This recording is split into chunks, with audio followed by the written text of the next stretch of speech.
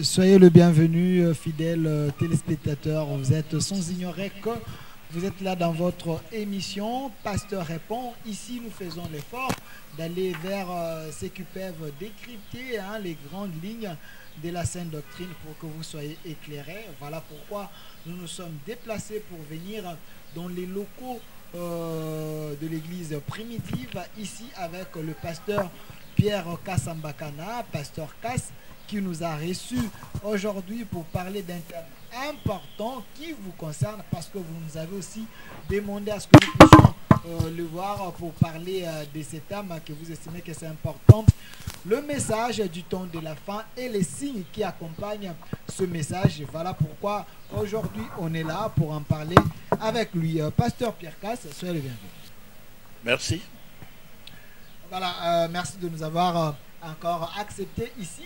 Mais nous allons parler de ce message que les autres estiment que c'est un message qui sème trop de confusion. Aujourd'hui, le message du temps de la fin et les signes qui accompagnent ces messages. Pasteur Cass, est-ce que nous sommes déjà au temps de la fin d'abord? Nous sommes bel et bien au temps de la fin et même dans la dernière période du temps de la fin. Dans la dernière période du temps de la fin, c'est lui qui nous regarde. Est-ce que le temps de la fin a été prédit d'abord dans la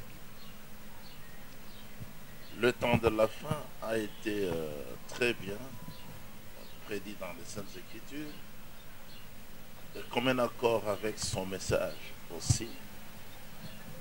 Par exemple, dans le livre prophétique de Daniel, on parle du temps de la fin. Chapitre 12, le verset 4. Et toi, Daniel, tiens secrète ces paroles et scelle le livre jusqu'au temps de la fin. Plusieurs alors le liront et la connaissance augmentera.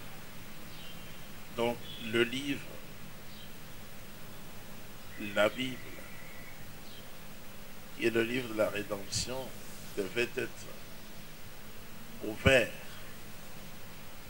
au temps de la fin. Les sceaux devaient d'abord être brisés, il y en avait 7, pour que le prophète puisse lire dans la Bible et divulguer le message en donnant les mystères. Donc l'ouverture de la Bible, à travers l'ouverture de cette sceaux, c'est ça d'ailleurs le grand signe qui a marqué le temps de la fin. Est-ce que ce message du temps de la fin, tout le monde peut prêcher ces messages, ou soit il y a que les gens révélés, ceux qui peuvent prêcher ces messages? Tout le monde ne peut pas prêcher ce message parce que tout le monde n'est pas prédicateur, tout le monde n'est pas apôtre, tout le monde n'est pas docteur, évangéliste ou pasteur. Il n'y a que les gens qui sont dans le message, l'ayant accepté consciemment, l'aimant aussi, et qui ont bien compris le message. Parce que doté de l'intelligence spirituelle, comme il est écrit dans Jean 5, nous savons que Ben Elohim est venu, c'est-à-dire le Fils de Dieu est venu, nous a donné l'intelligence pour connaître le véritable. Et nous sommes dans le véritable, en son Fils Yeshua HaMashiach. C'est lui Elohim de vérité et Elohim de pérennité. Donc il n'y a que ceux qui ont l'intelligence surnaturelle leur accordée, comme c'était au temps du roi Shlomo et au temps des prophètes, par l'esprit qui habitait dans les prophètes, qui peuvent prêcher le message.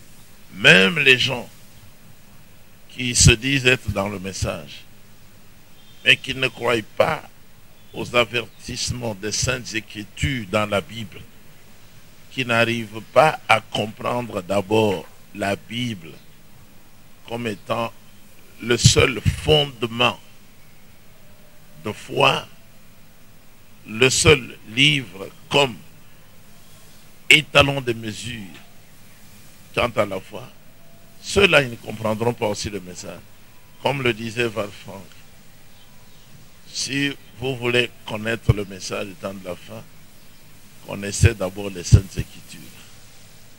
Parce que le message du temps de la fin est tiré de la Bible et il nous fait comprendre profondément et clairement et simplement ce qui est dans la Bible. C'est la même chose quant aux enseignements.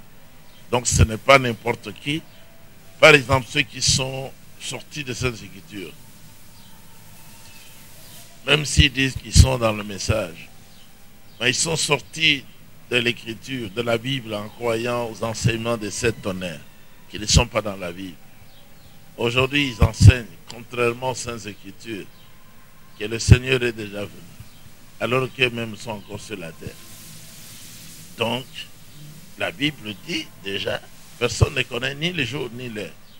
Ils enseignent le contraire des Saintes Écritures. L'un d'eux prêche maintenant, celui qui est à Shekinah, que la seconde venue du Seigneur, c'est la nouvelle naissance. Oh ouais.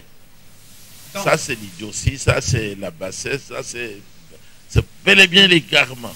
Voilà. Donc, ce n'est pas n'importe qui peut prêcher le message du temps de la fin. Donc, ce n'est pas n'importe qui, on retient, qui peut prêcher le message du temps de la fin.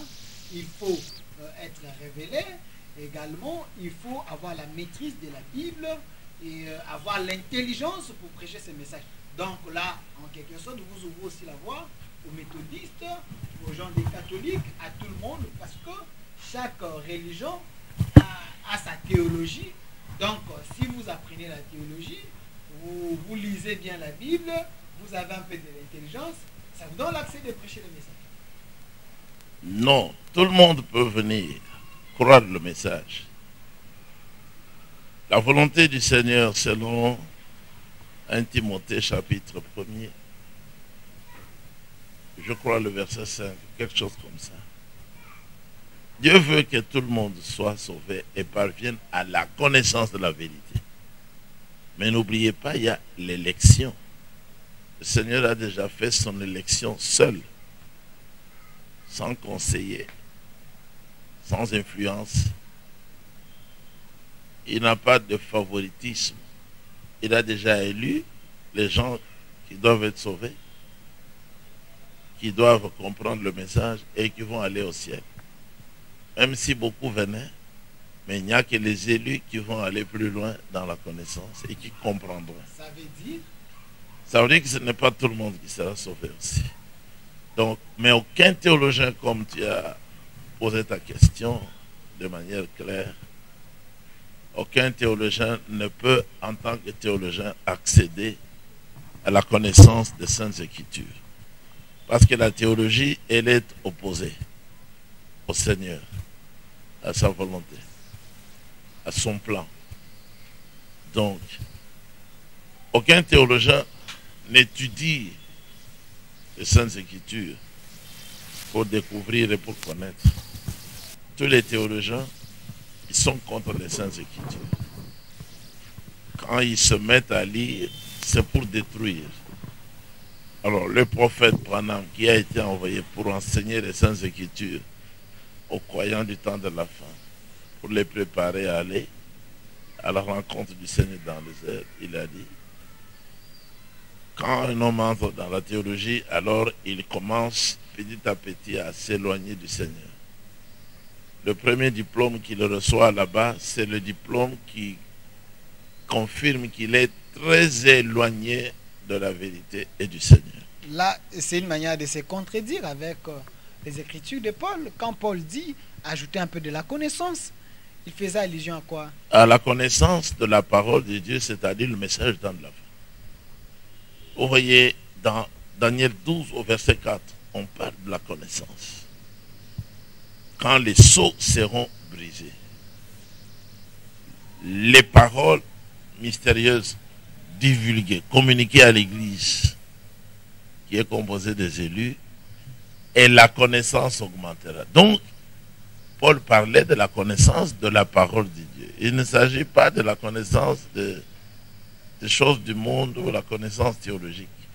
Par exemple, quand le Seigneur Yeshua a révélé le grand mystère concernant le mariage et le divorce au prophète Branham, il montre bien dans sa conclusion, paragraphe 260, qui avait été tripoté par les enfants de frère Branham pour semer la confusion.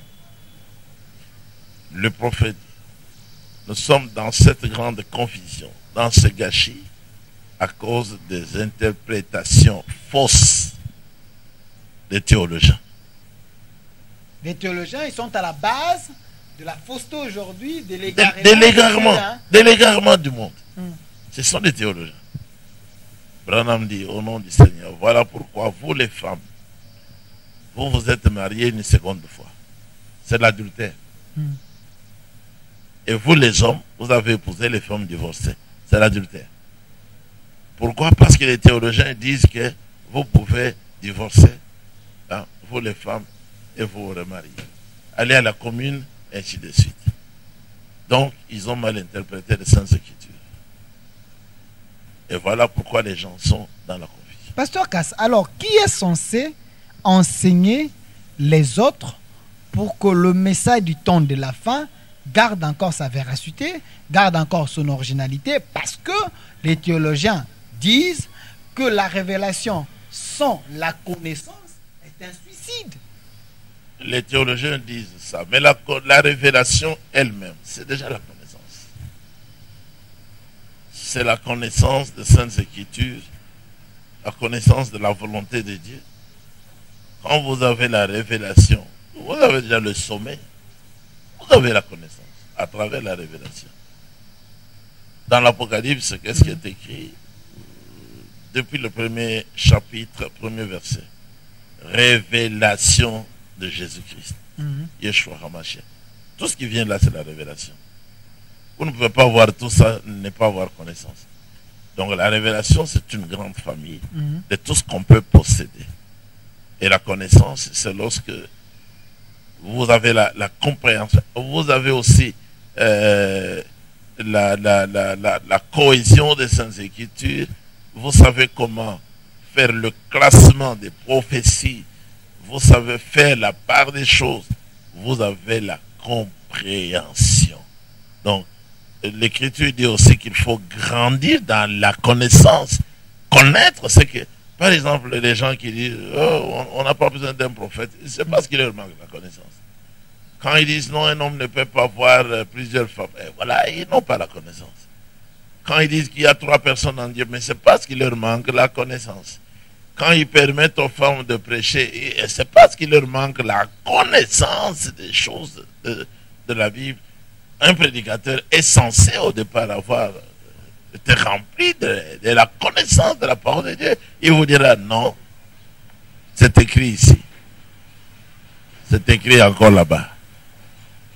C'est autorisé ici.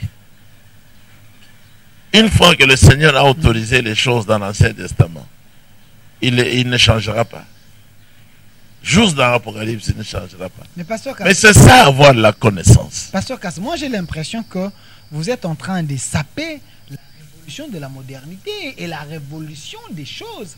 Parce que même dans l'ancien temps, quand Dieu appelle un prophète, le prophète passait au pied d'un aîné pour être affermi, pour qu'il soit introduit dans les affaires. Et aujourd'hui, comme le monde est tellement vaste, chaque communauté fait les affermissements, a son groupe de théologiens pour former, donner l'idéologie. Ça, au moins, ils sont en train de respecter les principes. Et dans votre cas, qu'est-ce que vous faites? Parce que vous avez la révélation, vous faites quoi? Nous faisons quoi? Pourquoi? Pour grandir.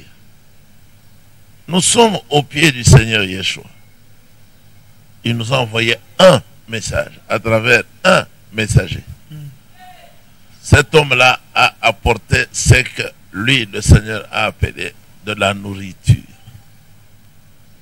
Pour que nous mangions cette nourriture et être affermis, être consolés en temps de famine.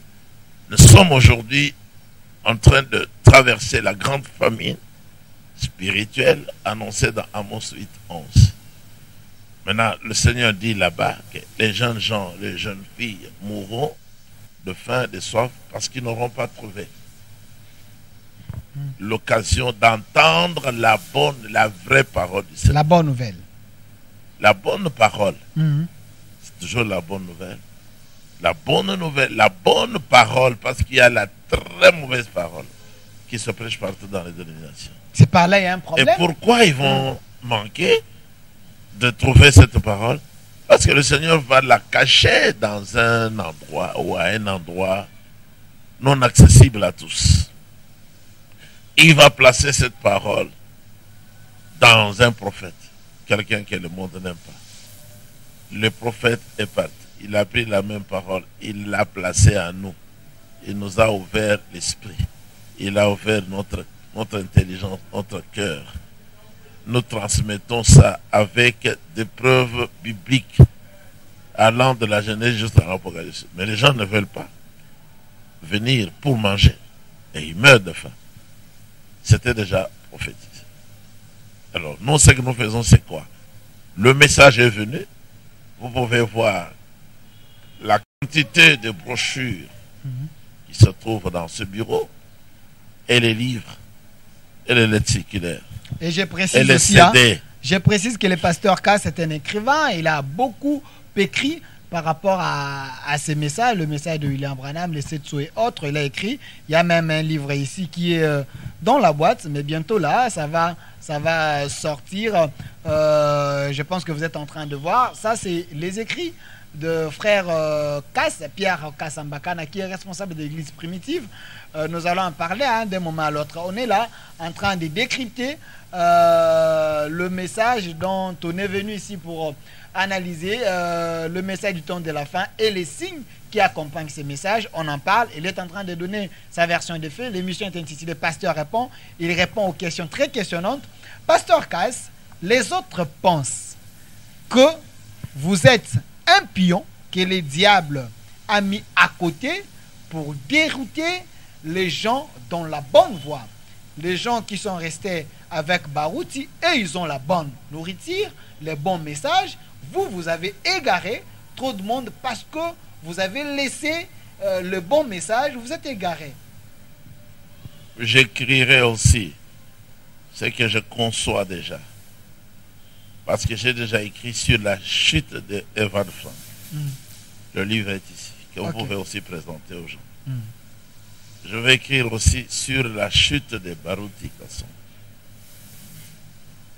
En même temps, impliquer aussi Dioka. Les deux têtes qui ont égaré le pays et les pays voisins. Ils ne peuvent pas être dans la bonne voie. La bonne voie, c'est la voie des Saintes Écritures, la Bible. Or, les deux messieurs ont déjà rejeté la Bible depuis longtemps, depuis 84. Comment ça? Quand ils nous ont fait des problèmes, ils avaient dit ouvertement que la Bible était un livre des pentecôtistes. Une façon de mépriser la Bible.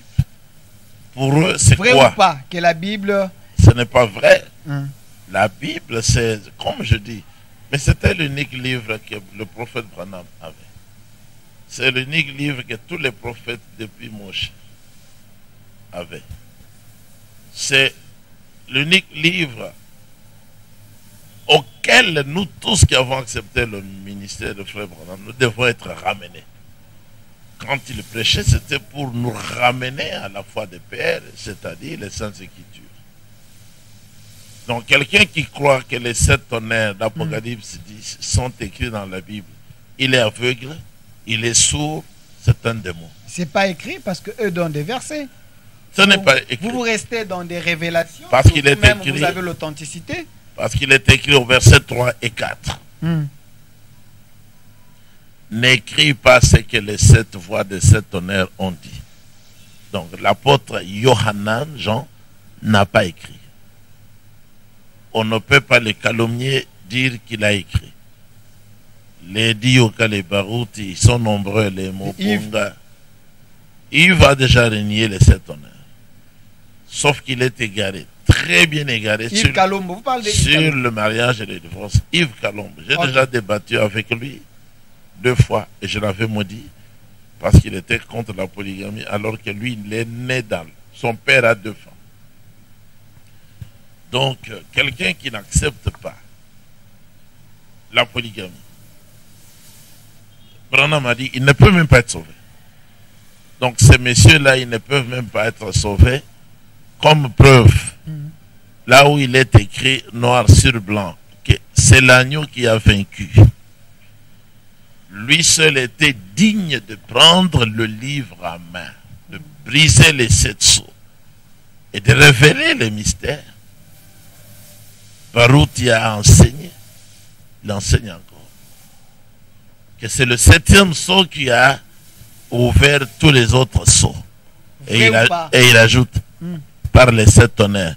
Mais il n'y a aucune écriture qui dit ça. Mais peut-être il a été révélé, comme vous également. Une révélation. Vous aussi, vous étiez révélé. Oui, mon monsieur. Mais une révélation qui n'est pas biblique, a dit le prophète Branham. Rejetez ça. Donc chaque révélation doit avoir les soubassements dans la Bible, les racines, la fondation comme les Écritures. Parce que la Bible, c'est la Bible qui doit être révélée. Branham n'est pas venu avec un autre document. Il est venu avec un seul livre qu'il tenait, qu'il a étudié, qu'il a compris, qu'il a connu. Ce sont les Saintes Écritures, la Bible. Donc, celui qui n'enseigne pas les choses écrites, il est égaré, il est perdu. J'étais avec les gens de Baruti. Ils m'ont dit ceci, que frère Cass enseigne certains enseignements que Branham n'a pas enseignés. Même les fils biologiques du prophète Branham ont d'autres enseignements contraires à ce que le pasteur Pierre Cass enseigne. Où est-ce que vous avez tiré vos enseignements là? Parce que même les fils biologiques du prophète William Branham n'enseignent pas ce que vous enseignez. Oui, mais les fils de William Branham, il y en a 2. Moi, je suis allé jusque chez eux, dans leur ville, pour les corriger comme j'ai corrigé Baruti, comme je suis allé corriger aussi Evald Frank à Krefeld en Allemagne. Les 2 fils-là, ils ont fui. Ils m'ont fui, moi, ici.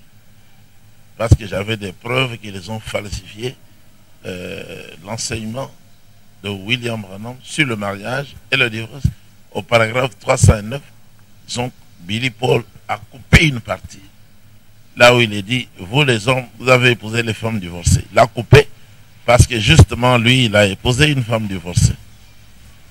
Donc, il n'a pas tenu compte que les gens qui ont agi étant dans l'ignorance ont été pardonnés. Mais il s'est fâché contre son père jusqu'à lui priver du sang. Et le prophète a succombé à cause de ça. Ces gens-là, pour moi, c'est une révélation que sont des démons. Sont des vrais démons. Même les enfants du prophète. Mais oui. Sont des démons. Il n'était pas le frère Branham. C'est le frère Branham qui était le prophète révélateur des Saintes Écritures. Il nous a fait comprendre que la polygamie doit être sanctifiée avec sa famille. La polygamie vient de Dieu. La polygamie, c'est le Seigneur qui l'a établi et lui-même, il est polygame. Et les 2 là, ils s'opposent à la polygamie. Comment est-ce que je vais les appeler? Ce sont des démons. Ce sont des démons. Mais ils ont le sang du prophète quand même. Non, mais le sang du prophète, ce n'est pas le sang du Seigneur. C'est le sang de leur père. Et ils lui ont privé ce sang-là pour qu'il survive. Ces gens-là, moi, ne me parlez pas de ces démons-là. Donc, selon vous, même la polygamie fait part dans le message du temps de la fin. Donc, ces messages... C'est un grand point. Numéro 1 dans le message du temps de la fin. Comment? D'après le classement de William Branham dans le sceau de Pâques. Lui-même, Branham, il définit son propre message. Il dit c'est le message des 7 sceaux. C'est-à-dire c'est l'ouverture des 7 sceaux. Et il dit et voici les 7 sceaux en question. Au numéro 1. Donnez-nous les classements. Le secret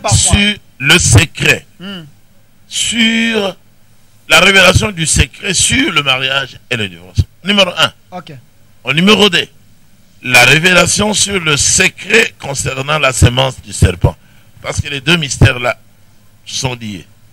À cause de la sémence du serpent, l'adultère donc d'Ève avec le serpent Le Seigneur est descendu, il les a jugés. Il a institué lui-même la polygamie, d'après le prophète Branham, tel que le verset lui était révélé par le Saint-Esprit. Genèse 3, verset 16. Lorsqu'il a dit à la femme, et à l'homme aussi, toi, la femme, parce que tu as fait ça, c'est-à-dire l'acte sexuel, l'adultère, la débauche, j'augmenterai les souffrances de tes grossesses. Voilà, c'est clair. Tu enfanteras avec douleur. Voilà. C'est clair, c'est que le Seigneur prononce comme punition. Quelle est la partie du corps qu'il punit? C'est la partie qui était utilisée par la femme que le serpent avait séduite. Tu enfanteras avec douleur. Pasteur Cass. Et tous tes désirs sexuels se porteront vers ton mari, mais le mari il dominera sur toi. C'est-à-dire que même si tu es marié, en tant que femme, tu es une femme, le mari te domine, c'est comme si tu n'étais même pas là. Voilà pourquoi il peut ajouter encore une autre femme, parce qu'il a la domination sur toi. Paul dit, elle doit demeurer dans le silence. Pasteur Cass, parce que vous êtes un enseignant, vous éclairez le monde, vous éclairez les gens qui veulent croire à ces messages, mais il y a, j'ouvre une parenthèse, vous avez dit ici que le fruit en question, si je vous comprends bien, c'était l'acte sexuel. Oui. Mais ce n'est pas ce que les autres enseignent. Mais on n'a pas. Est-ce que vous avez encore une fois eu la révélation par rapport à cela, ou c'est par votre expérience, vous avez compris cela de votre manière? Parce que tout le monde Seigneur, vous prêchez. Oui, c'est ça qui montre qu'il n'y a pas beaucoup d'églises. Il n'y a que deux églises. L'église primitive, là où nous sommes, et la fausse église, l'église catholique, il y a des filles qui vivent dans la prostitution. Nous allons en parler. Donc, c'est le prophète Branham qui nous a apporté, dans mariage et divorce même, cette révélation que le fruit qui a été mangé, ou l'arbre de la connaissance du bien. Du bien et Oui, du mal. c'est la connaissance du bien et du mal. C'est l'acte sexuel. Selon vous, la connaissance du bien et du mal est liée à l'acte sexuel. Dans Adam et Ève, ils avaient fait cet acte, mais ce n'est pas écrit dans la Bible. Hein. C'est écrit là dans Genèse 3. Vous avez dit, chaque révélation doit avoir un soubassement. Qui n'est pas biblique, doit être rejeté. Voilà, aidez-nous avec un verset biblique, comme ça on va évoluer. Dans Genèse 3. On a parlé de l'acte sexuel. Dans Genèse 3, la conversation qui est là, entre le serpent et Ève qui n'était pas sa femme. Le serpent dit, si vous mangez le fruit, vos yeux s'ouvriront, vous serez comme lui, mais il n'y a pas l'acte sexuel. Dès qu'ils ont mangé, ils connurent, c'est ça la connaissance, qu'ils étaient nus. Oui, ils n'ont pas découvert qu'ils avaient les dents et la langue. Ils ont découvert que ils étaient sans habits. Et quand on parle de la nudité, on ne parle pas de la poitrine. On ne parle pas des pieds. Ça, c'est votre compréhension, pasteur. On parle de la nudité. Chez la femme et chez l'homme. Donc la conversation entre le serpent et Ève, c'était un cours que le serpent a donné à la femme d'autrui sur l'utilisation du sexe en vue de continuer à se reproduire. C'est ce que le serpent a dit à Ève. Vous serez comme des dieux, connaissant le bien et le mal. Dieu, qu'est-ce qu'il a fait? C'est lui qui a créé, qui a fait Adam et qui lui a fait Ève. Maintenant, quand le serpent dit à Ève, vous deviendrez comme lui, c'est-à-dire, vous allez être des petits créateurs, mais là, il ne s'agit pas de créer, il s'agit de procréer. Et le Seigneur, en punissant la femme, au verset 16, il dit, tous tes désirs se porteront vers ton mari. Donc tu n'auras qu'un seul homme, ton mari. Mais lui, il montera sur toi. Il dominera sur toi. Donc une femme, elle doit savoir que si elle est mariée, qu'on ne la voie même pas. Ce n'est pas bien qu'une femme mariée se fasse toujours voir. Toujours. On doit seulement voir l'homme qui a la domination. Voilà pourquoi l'homme a le droit, sur base de cette écriture, d'ajouter encore d'autres femmes. Voilà. Parce qu'on ne le verra pas, on verra toujours l'homme. D'ailleurs, eux-mêmes, ils ont dit, Ok. 1 plus 1 égale 1. Égale 1. Voilà. Et quand vous ajoutez une femme, c'est toujours 1. Voilà. C'est toujours 1. Pasteur Cass, si on reste seulement sur ça, on ne va pas évoluer. Nous allons parler des signes qui accompagnent ces messages du temps de la fin. Mais je ferme la parenthèse. Pourquoi ne pas faire une conférence liée à ce thème de la polygamie? Vous avez peur parce qu'apparemment, cet enseignement n'est pas totalement accepté par la majorité. L'expression ébranamiste, il a dit, celui qui a de l'or pur ne craint pas d'aller à la machine à tester. Bon, les maîtres de la conférence ou des conférences, c'est l'église primitive. Nous faisons les conférences. Celui qui veut venir, il vient. Nous les faisions d'ailleurs chaque année. Bon, pour le moment, on attend que le Seigneur nous donne un peu de moyens. On va toujours le faire. Ici, où nous avons déjà fait, je crois, 2. On a logé les serviteurs à l'hôtel là. Maintenant, nous avons un des membres de cette église qui construit l'hôtel ici. Je lui ai déjà dit, il faut réserver une place pour les conférenciers. Il a déjà accepté. Il a déjà accepté. Donc, dès qu'il aura fini, nous allons rassembler les moyens pour trouver la nourriture, pour nourrir nos frères et sœurs qui vont venir du monde entier. On doit les loger, les nourrir, et puis cela prend juste cette semaine. Nous avons déjà fait plusieurs conférences. Voilà. Nous vous annonçons que l'église primitive n'a pas peur de faire des conférences concernant ce thème de la polygamie parce que on est dans les messages du temps de la fin. Pasteur K dit, parmi dans la classification, le mariage et le divorce est là. Donc, lorsque vous prêchez ce message du temps de la fin, il ne faut pas oublier la polygamie. Il veut que ça soit universel, que vous puissiez prêcher cela sans avoir peur, mais en trouvant des soubassements et des références bibliques. Alors, Pasteur Cass, comment reconnaître et comprendre que cette église prêche le message du temps de la fin et les signes que nous voyons, c'est les signes qui accompagnent le message du temps de la fin. Aujourd'hui, je vous donne un exemple. Nous voyons à Limité avec l'apôtre Léopold Mutombo. Vous voyez les miracles qui se font. Il y a les lézards, il y a des serpents, il y a tellement de choses. Pensez-vous que c'est l'accomplissement de la parole et les signes qui accompagnent le message? Comment reconnaître que cette église prêche le message du temps de la fin? Il faut d'abord connaître c'est quoi le message du temps de la fin.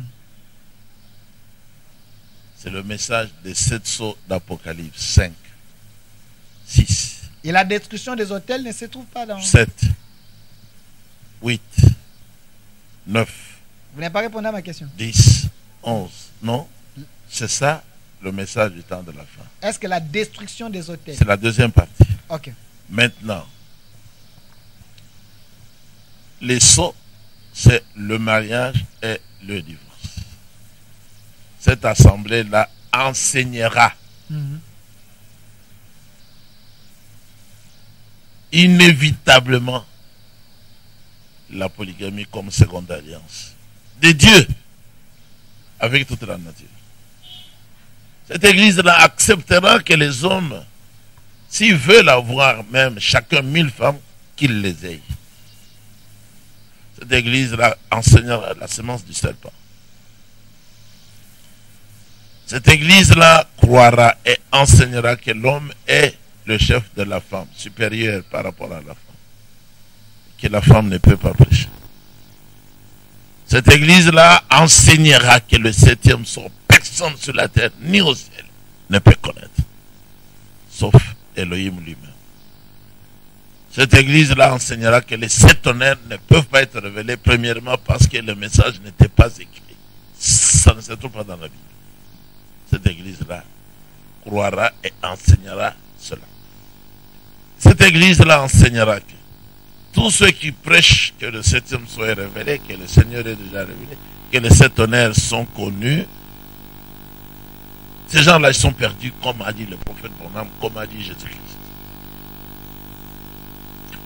Cette église-là enseignera historiquement, selon l'histoire, qu'après la mort du prophète Branham, c'est Evald Frank qui a été utilisé par le ciel pour apporter le message même ici. Cette église-là qui prêche le message dans la fin doit soutenir qu'Evald Frank a abandonné le message ici à Kinshasa sur le mariage et le divorce, avait rejoint la croyance de Mukuna Chipuya Wakazati, la croyance catholique, la croyance de Mama Olangi. Cette église-là restera essentiellement avec les Écritures. Dans les Écritures, la polygamie est là, dans Genèse, dans Exode, dans Juge, dans Proverbes, partout, dans Ecclésiaste, la polygamie, vraiment, c'est comme dans toute la Bible. C'est la continuité. Ne faites pas mentir la parole. Cette église-là doit montrer aux gens qu'on ne peut pas calomnier le prophète. On ne peut pas calomnier et mépriser le Seigneur qui est la parole. Vous avez parlé de Moutomo Kalombo, la destruction des hôtels. Mais la destruction des hôtels, c'est quoi? Il faut commencer d'abord par détruire son hôtel à lui. Est-ce que ce n'est pas Dieu qui lui a demandé de construire, de faire un hôtel où il ne sait pas quel sacrifice il faut mettre dessus pour appeler le feu? Lui, c'est un imitateur. Comment ça? Il imite le message. Il écrit, parce qu'il avait trouvé chez nous au bureau, on avait écrit distribution de la nourriture spirituelle au temps convenable. Il va chez lui, il écrit aussi la nourriture distributive. Lui, c'est un imitateur. Donc la source, c'est vous. Ah oui, mais c'est le message dans la vie. Il avait convoqué une réunion ici au Palais du Peuple qui avait pris, je crois, 10 jours. À la fin, il nous a demandé de l'accompagner dans sa prédication qu'il devait donner dehors, à l'esplanade. Il ne se référait qu'à un enseignement donné par Frère Branham,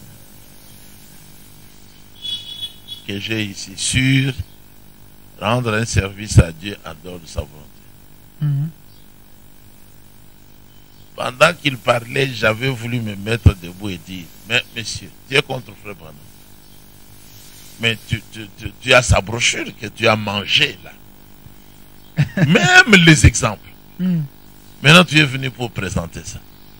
Ça, c'est être malhonnête. Il fallait qu'il cite la source. Non, il ne fallait pas qu'il se réfère à ça. Il a enseigné quelque chose déjà enseigné par Frère Branham. Ça, c'est être quoi? Qu'est-ce que je peux dire? Des menteurs? Menteurs, oui. Des imposteurs? Un imposteur. Maintenant, il présente ces choses-là devant une foule pour que la foule voie qu'il a la connaissance. Alors qu'il a triché, c'est un tricheur. C'est un tricheur. Lui, il vient au bureau, chez moi. Quand nous étions encore à Bandal, pardon. Il demandait de prêcher. Maintenant, quand il va, il lit. Et c'est ça qu'il va prêcher. Maintenant, il se montre dans leur milieu de la charismatique comme quelqu'un qui est supérieur aux autres. Alors que c'est un tricheur. Un vrai chrétien ne peut pas faire ça. Donc, la destruction des hôtels signifie il faut détruire les fausses doctrines, il faut détruire toutes ces fausses églises, spirituellement parlant. Alors, ils prennent seulement des mots pour impressionner les gens. Alors, Pasteur Cass, on est presque à la fin. Les signes qui accompagnent le message du temps de la fin, on en parle. Est-ce que le voyage astral aujourd'hui est prêché dans les églises? est-ce que la prospérité qu'on prêche aujourd'hui dans l'église, ces messages, il y a trop de signes qui accompagnent ces messages. On voit même les miracles. Le prophète vous dit, regardez dans votre sac, vous allez voir l'argent. Et vous regardez, vous voyez, vous venez avec des morts, vous appelez en direct de la télévision, il vous dit, prenez l'eau, appliquez ça comme ça. Vous voyez, est-ce que tous ces signes-là, selon vous, c'est confirmé dans la Bible ou soit, et c'est la machination? C'est de la machination. C'est de l'imitation du christianisme. Toujours le prophète Branham, le Seigneur lui avait dit, beaucoup vont imiter. Toi, va de là-haut. Ils vont échouer. Toutes ces choses-là, c'est pour imiter les dons des miracles qui se manifestaient à travers le ministère du prophète Branham.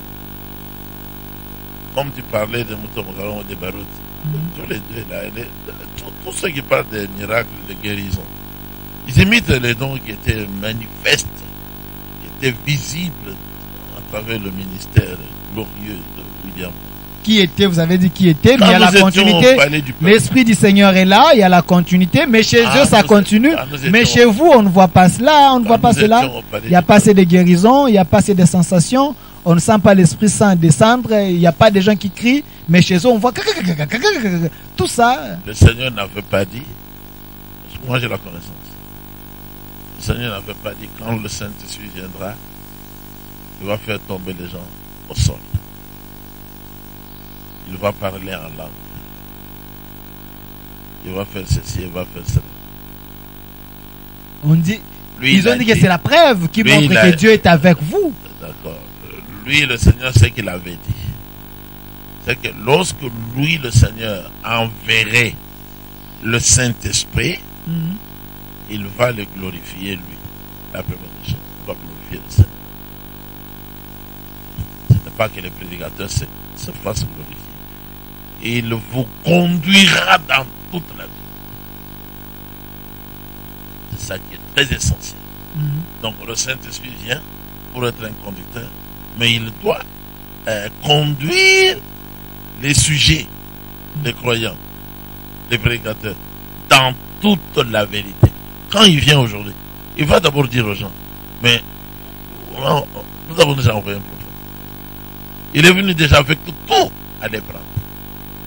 C'est ce que le Saint-Esprit veut dire.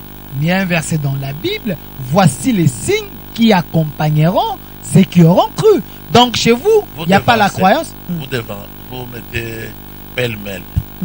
D'abord, nous parlons de l'Esprit quand il vient. L'Esprit ne peut pas faire passer les gens à côté de Frère Branham. Il méprise le prophète du Saint-Esprit, qui était même la manifestation du Saint-Esprit au temps de la fin, et continue à parler du Saint-Esprit, alors que ce sont des chercheurs. Ils n'ont pas maîtrisé le Frère Branham. Ils enseignent les messages du Frère Branham, selon eux, c'est l'originalité. Vous enseignez les faux messages, voilà pourquoi l'Esprit n'est pas avec vous. Quand l'Esprit vient, il y a l'Esprit qui accompagne et les signes qui les accompagnent, selon eux. On vous a dit qu'il faudra me laisser parler. Ok, parlez alors. Quand le Saint-Esprit vient, il ne peut pas faire passer les gens à côté de mariage et divorce. Parce que c'est ça le Saint-Esprit aujourd'hui, c'est le message du temps de la fin. Le Saint-Esprit devait apprendre aux gens que Jésus-Christ, c'est lui le Dieu véritable et la vie éternelle. Et que le baptême doit se faire selon Acte 2, 38. Dans le nom et non dans le titre. Le Saint-Esprit devait enseigner aujourd'hui, conduire les gens aujourd'hui à voir la semence du serpent. C'est dans la Bible. Le Saint-Esprit doit montrer aux gens que l'Église a commencé à Jérusalem. Aujourd'hui, elle arrive à sa fin. Voici le messager. Voici le premier messager. Le Saint-Esprit devait conduire aujourd'hui les gens à cette vérité sur le 7e sceau. Il n'a pas été révélé. C'est dans la Bible. Le Saint-Esprit doit avoir enseigné, doit conduire les gens à cette grande vérité sur les 7 honneurs. Ça ne peut pas être connu. Parce que leur 7 messages n'étaient pas écrits dans la Bible. Que les prédicateurs de 7 honneurs, tous dans toutes les nations, nous fassent d'abord connaître ce que les 7 voix avaient dit. Ensuite, qui nous en donne maintenant l'interprétation. Donc le Saint-Esprit, il devait conduire les gens dans toute la vérité, sans cacher une seule vérité. C'est que le Seigneur avait dit. Donc eux, ils ne sont pas dans la vérité. Ils ne sont même pas dans la vérité. Difficile que les signes les accompagnent. Voilà. Maintenant, à ceux qui auront cru, comme nous, nous avons cru aussi que le prophète nous enseignait que vous devez attendre la pluie de l'Esprit qui va venir du ciel. Le prophète nous a apporté la première pluie qui est l'enseignement. Quand vous aurez maîtrisé l'enseignement, maintenant il va vous donner la puissance pour que vous alliez dans le monde entier enseigner cet enseignement-là. La parole. Maintenant, eux, ils n'ont même pas l'enseignement. Ils ne croient pas. Ils ne sont pas nés de nous. Et le prophète a enseigné aussi. Dans la parole parlée et la semence originelle. Donc, les gens, parce qu'ils ne veulent pas attendre que le Saint-Esprit vienne et entre dans l'église, se mettent à fabriquer des choses. Alors, ce qui se passe là-bas, c'est quoi, pasteur? Je viens de dire. Ils se mettent à fabriquer des choses. C'est la fabrication du Saint-Esprit, c'est l'air. C'est une fabrication internationale. Mais vous avez parlé ici des mamans en langue. Si vous allez au Cameroun, vous trouvez les mêmes choses. Si vous allez en Côte d'Ivoire, vous trouvez ça. Mais où est-ce qu'ils trouvent ça? Ils vont en Inde. Comment vous savez que ça s'est fait en Inde? Mais c'est de là qu'ils vont acheter ça. Ce sont des fétiches. C'est des révélations très graves, ce que vous êtes en train de dire. Mais ils sont des fétiches, ils envoûtent les gens pour qu'ils ne se réveillent pas. Vous avez Maman Olangui avec le combat spirituel, il y a la délivrance. Olangui, j'ai parlé avec aujourd'hui, elle. Ils sont au ciel, hein? Je parlais avec elle et avec son mari. Dans moins de 5 minutes, je les avais bloqués dans leur bureau ici à Lausanne. Je les ai bloqués. C'était des sorciers, je les ai maudits. Sur place. Ils sont tous partis. Moi, je n'en fais que les maudits. Donc, ils sont tous partis. Aujourd'hui, ils ne sont plus en vie. Donc, au cause de la malédiction. Ils sont séjours de mort.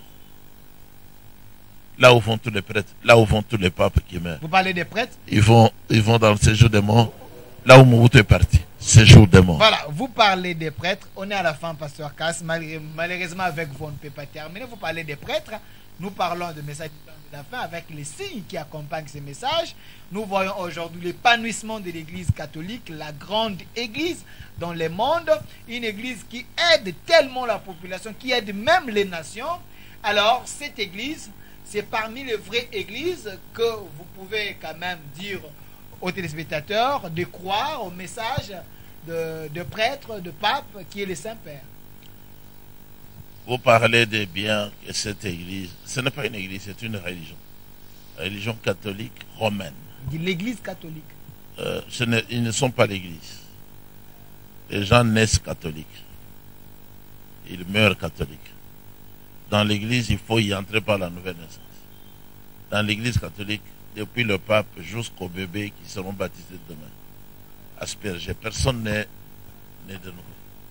Personne ne peut se repentir. Ils ne connaissent pas ça. Mais il y a les Toubé là, pasteur Cass. S'ils se repentaient, ils seraient venus tous ici pour être baptisés et pour entrer dans l'église. Donc, l'église, maison satanique sur la terre, c'est d'abord la maison du pape, l'église catholique, comme vous l'appelez. Et la connaissance du bien. Une précision, pasteur. La maison du Saint-Père ou la maison du La maison de Satan, ici-bas. Et son homme préféré, le super-homme préféré, en qui il va habiter pour se manifester dans la méchanceté, punir la terre. C'est le pape et l'église catholique. Le pape, c'est l'homme. L'église catholique, c'est l'épouse du pape. Ils ne peuvent pas avoir de relations avec la parole du Seigneur. Ils ne croient pas. Ils veulent être des célibataires pour prendre les femmes d'autrui, les filles d'autrui, les mamélos, ainsi de suite. Donc, vous parlez des biens, mais c'est pour séduire. Ce sont des miracles mensongers. Et l'église catholique, et ces fausses églises-là, le ministère de l'éveil, ils produisent des miracles mensongers dans le but d'attirer les gens, comme Frère Branham a dit. Le but, c'est pour avoir l'argent.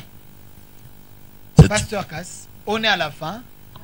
Une fois dans mon émission, vous m'avez dit que Sonny Kafuta, qui est aujourd'hui responsable des églises des réveils, il a cru en vous et à votre message. Il dit que vous êtes son enseignant.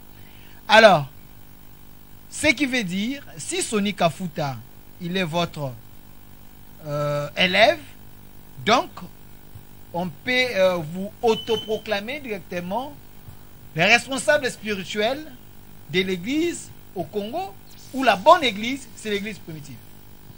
Non, la bonne église, l'église du Seigneur est unique, c'est l'église primitive. On ne peut pas me mettre encore à la tête d'une autre association pour que je sois. Sonny Kafuta me préfère. Ce n'est pas aujourd'hui qu'il l'a dit. En cette occasion-là, il m'avait reçu dans son bureau. J'étais parti pour récupérer nos émissions et l'argent, parce que ça ne passait plus dans son émission. Alors il a fait sortir tout le monde du bureau avec respect et il a fait sa confession dans le respect. Vous avez la parole que nous n'avons pas. Pour avoir dit que Israël, Jacob avait 4 femmes avec lesquelles il a fait tous les enfants. Nous, on ne pensait même pas ça. Il y a la parole. Je vais travailler avec toi dans mon émission. Il venait d'acheter une chaîne de télévision. Nous allons avoir une rubrique appelée l'heure de la vérité, où tu viens, tu prêches les vraies doctrines. J'organise des réunions au stade et au palais du peuple. Ne t'inquiète pas. Moi, je sais comment je vais remplir le palais du peuple et le stade. Je connais déjà ce secret-là aussi. Oh. Alors, je t'appelle, tu viens prêcher. Mais quand ses amis ont appris, ils lui ont dit, si tu le fais, nous t'abandonnons. Il a laissé tomber. Mais dernièrement, lorsque nous avons répondu à l'appel du général Kassongo ici au palais du peuple, au musée, il m'a présenté encore devant les gens, devant les pasteurs qui étaient là. Il a dit, mon pasteur préféré, c'est le pasteur Kass. Il a répété, parce qu'il prêche la vérité. Et moi, je crois la vérité qu'il prêche. Devant les gens. Et je n'étais pas... Là, maintenant, c'était devant un grand groupe de tous les pasteurs qui étaient là. Wow. Il a dit ça. Je crois qu'on a fait plus aussi de photos. Mais par les filles, hein, les jeunes femmes de chez lui.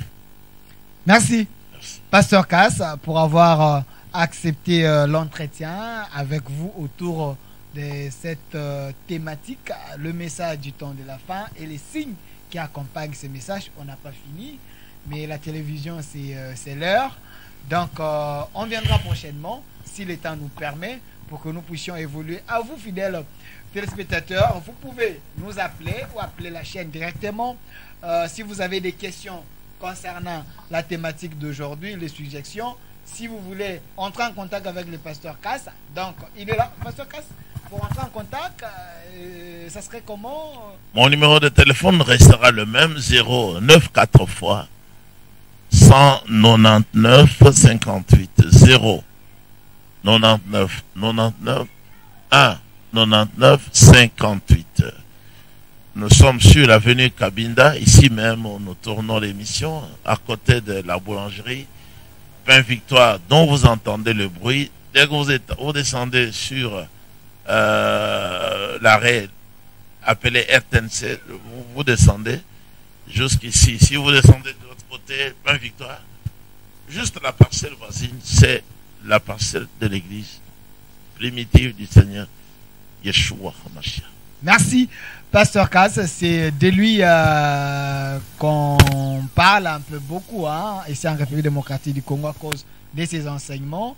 Il n'a pas sa langue dans la poche. Il prêche la vérité comme Sonny Kafuta lui-même, le responsable des églises de réveil au Congo. Il a certifié et accepté devant plusieurs pasteurs que son pasteur, c'est lui son prédicateur, c'est lui le pasteur Kass. Nous également, nous vous laissons le choix d'accepter ou pas, mais la vérité, c'est la sainte doctrine. Lui, il prêche dans la Bible. Tout ce qu'il dit, il y a des références dans la Bible. Nous vous disons merci à vous, fidèles téléspectateurs. Moi, c'est Delphin.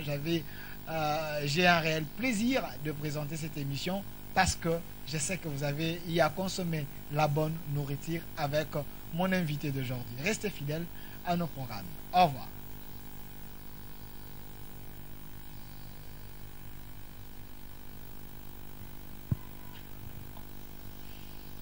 Ouh.